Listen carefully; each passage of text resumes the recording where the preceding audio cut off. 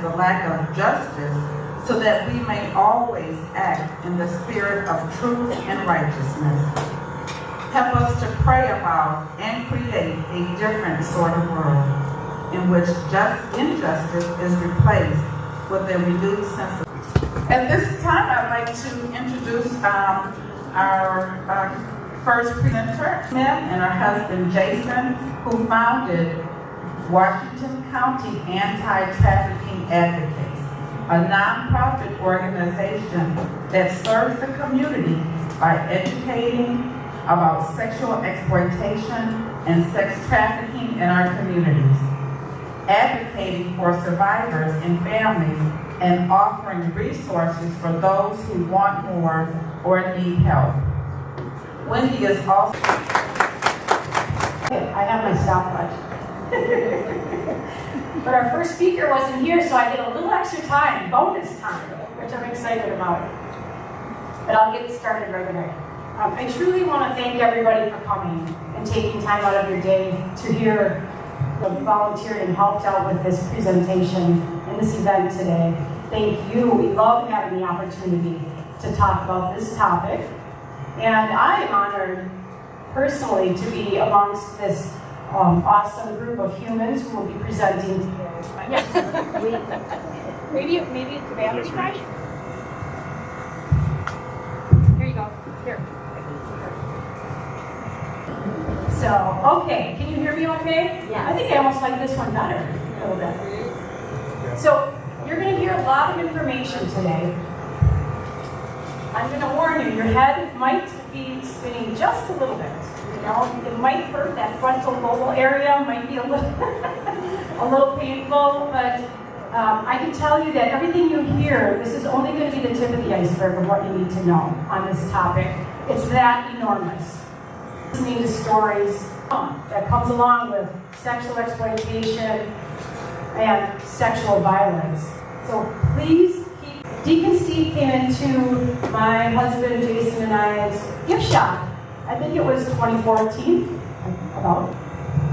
in about 2014, with his soaps. The newly organized social enterprise of Franciscan Peacemakers was up in an introduction to the topic for us. So I had known about human trafficking, sex trafficking, but I knew about it in the sense of it's out there, it's not here, it's happening someplace else.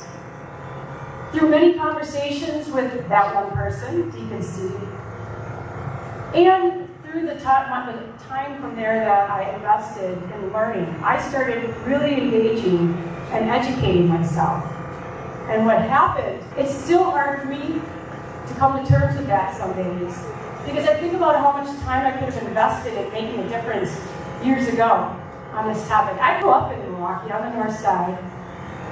I mean, I went to a school that was mixed races, I had friends of all races, I hung out. So from there, my husband and I decided to start an organization, because we, in our city, in our state, across the state and throughout the nation.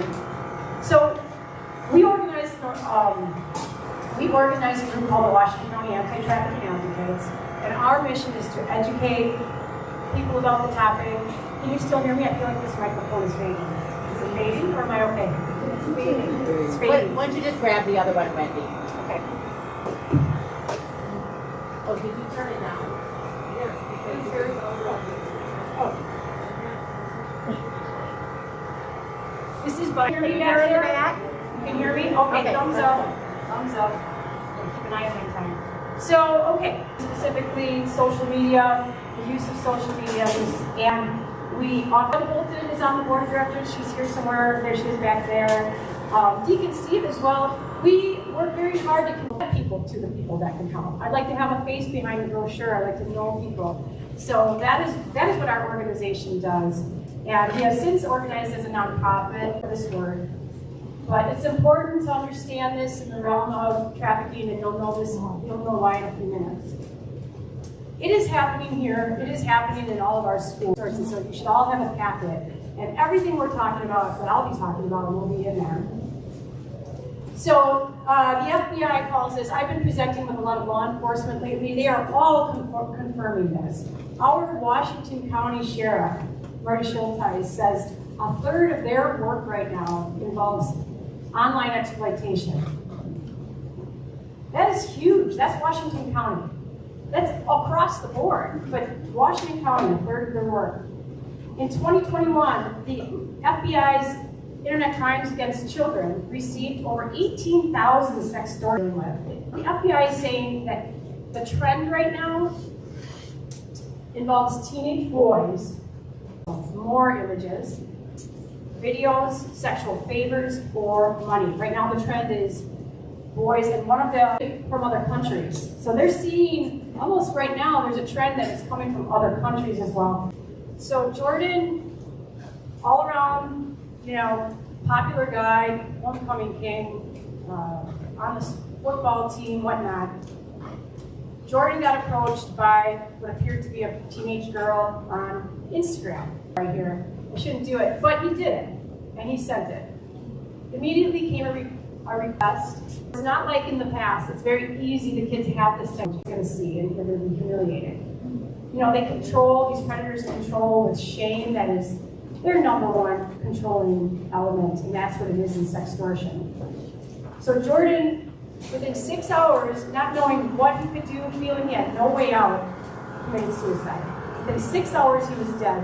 That's how much shame this brought on to this kid, who is just a normal teenage kid who did something he probably shouldn't have done, but really didn't think there was any danger in this. On the last slide, I said, teens are sexting. I didn't, or maybe I didn't, I think I missed it. Teens are sexting. It's part of their culture right now. We don't like it. I don't like it. But it's happening. We need to understand this.